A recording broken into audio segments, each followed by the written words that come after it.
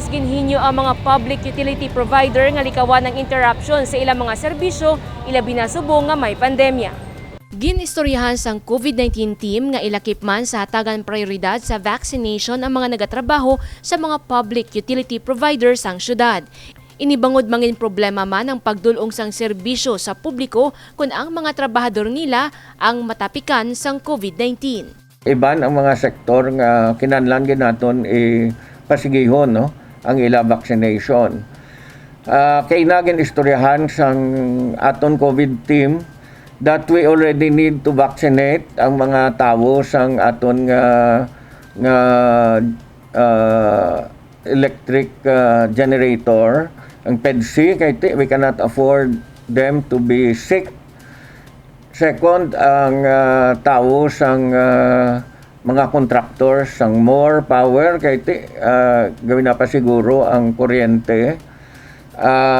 Third, ang iban sa bankers kinahanglan naman sila nag-amot gani sila kay na daw 70,000 para sa aton vaccine. Fourth, ang mga sa tubi no, Metro Iloilo, may IWD, Flow Water, parang sige-sige ang aton utilities, water, electricity, kag telcos. Bisan may ginapangatuba nga pandemya, nagapati ang alkalde dapat padayon ng pagdulong sang serbisyo sa mga public utility provider sa ilang mga konsumidor. Gani apila sini, let us always make sure subong waigid sang interruption sa ila services, telco, electric, kag water, kay subong pa nga tudo aton nga ginabatyag. May mga tawo kita nga waigid galin sa balay nila, may tawo kita sa quarantine facilities, may mga tawo ang ospital. We really need to make sure that all these utilities are readily available. sa subong, nagapadayon ang pagbakuna batok COVID-19 sa University of San Agustin. Lakip sa mga nabakunahan kahapon ang mga uniformed personnel sang Iloilo City Police Office. Jennifer Garcia Hernandez para sa Level Up Patrol. Iloilo City Government nagapila sang dugang nga mga nursing aides kag utility workers. Sa padayon nga pakigbato sang syudad sa tunga sang pandemya, nagakinahanglan man ini sang madamo nga mga hangaway agud tayuyon ang pagtrabaho batok COVID-19. Samtang nagadamo ang kaso sang COVID-19, nagakinahanglan man sang dugang nga mga nursing aides kag utility workers. Ang mga mahire ang igadestino sa mga ospital kag quarantine facilities. May iba na kita nga na-deploy na sa mga ospital, no? Pero ang iban daw kinahanglan pa nila mga papeles nila. As soon as they are ready, they will be swabbed and then they will be deployed. Kinahanglan pa kita dugang nurses, no? Because we are again opening up another quarantine facility dito sa Barrio Obrero. So the more applicants we can get, the better. Sa mga interesado mag-apply, magpasa sang resume sa sininga email address cho.iloilocity@gmail.com. Ginpahayag man sang alkalde nga puno na ang mga ospital sa subong nga tion bangod sa nagapadayon nga pagsaka sang COVID-19 case sa Iloilo City.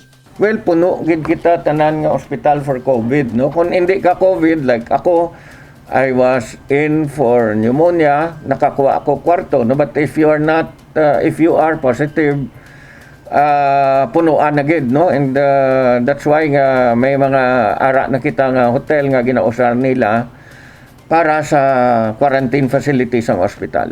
Kung magapadayon ang pagsaka sang COVID-19 case sa syudad, hindi na masarangan pa ang pagbaton sa mga COVID-positive patients. Apang sa piyak sang mga pagtilaw, nagalaom sa gihapon ang alkalde nga magapanawag ang numero sang kaso sang COVID-19 sa syudad sang Iloilo. We are hoping manaog na ni, but we are not very optimistic about it. Padayon ang pahanumdum sang lokal nga panguluhan sang syudad nga strikto magsunod sa minimum health protocol kag magkooperar sa mga pagsulundan agud malikawan ang paglaptas sang virus. Divine Singh para sa Level Up Patrol. Dugang nga quarantine facility nga may 80 bed capacity ang pagabuksan sa barangay Barrio Obrero. Nagakapuno na ang mga quarantine facility sa syudad bangod sa pagtaas ng COVID-19 cases.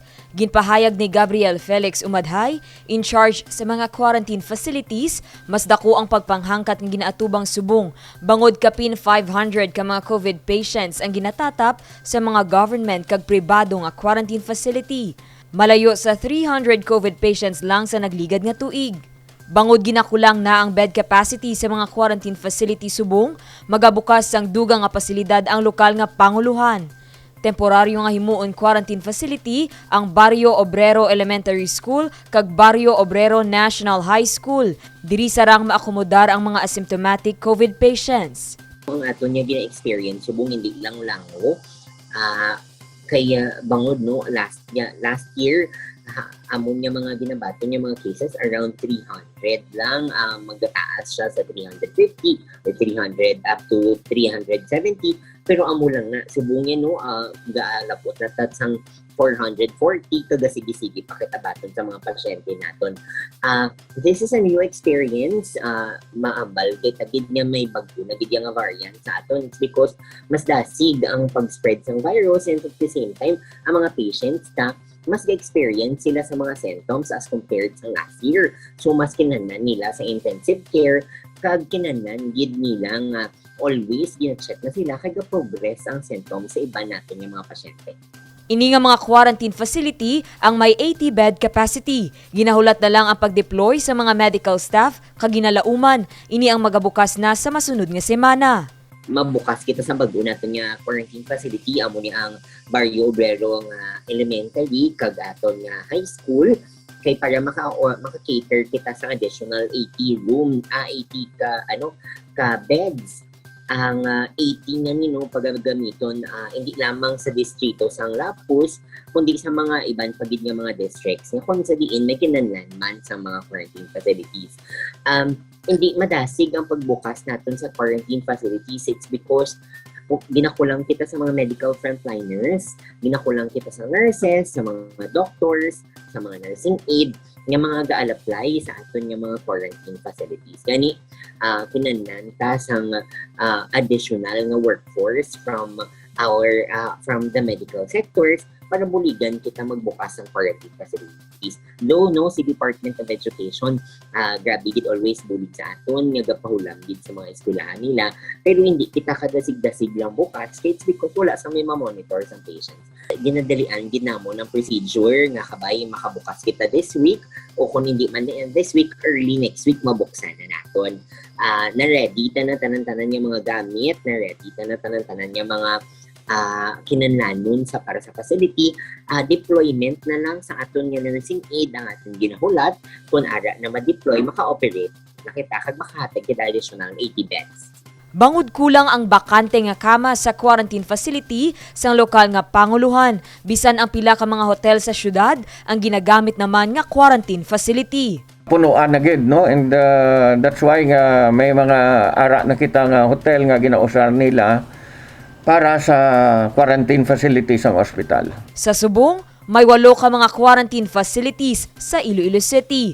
Ang Diamond Jubilee Hall nga may 30 ka bed capacity. Baluarte Elementary School nga may 64 ka bed capacity. Sa La Paz Maternity nga may 30 ka bed capacity. Rizal Elementary School nga may 40 ka bed capacity. La Paz Elementary School nga may 40 ka bed capacity. Uswag Quarantine Facility nga may 48 ka bed capacity.